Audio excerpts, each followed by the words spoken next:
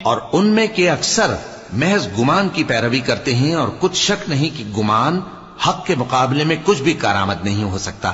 بے شک اللہ تمہارے سب اعمال سے واقف ہے، اور یہ قرآن ایسا نہیں کہ اللہ کے سوا کوئی اس کو اپنی طرف سے بنا لائے۔ ہاں، یہ اللہ کا کلام ہے، جو کتابیں اس سے پہلے کی ہیں ان کی تصدیق کرتا ہے، اور انہی کتابوں کی اس میں تفصیل ہے۔ اس میں کچھ شک نہیں کہ یہ رب العالمین کی طرف سے نازل ہوا ہے۔ کیا یہ لوگ کہتے ہیں کہ پیغمبر نے اسے خود ہی گھڑ لیا ہے؟ کہہ دو کہ اگر سچے ہو تو تم بھی اس طرح کی ایک صورت بنا لاؤ، اور اللہ کے سوا جن کو تم بلا سکو بلا بھی لو۔ حقیقت یہ ہے کہ جس چیز کے علم پر یہ قابو نہیں پا سکے اس کو نادانی سے جھٹلا دیا، اور ابھی اس کی حقیقت ان پر کھلی ہی نہیں۔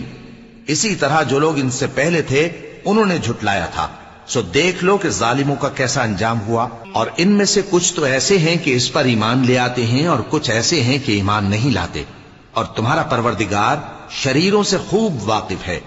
اور اگر یہ تمہاری تکذیب کریں تو کہہ دو کہ مجھ کو میرے اعمال کا بدلہ ملے گا اور تم کو تمہارے اعمال کا۔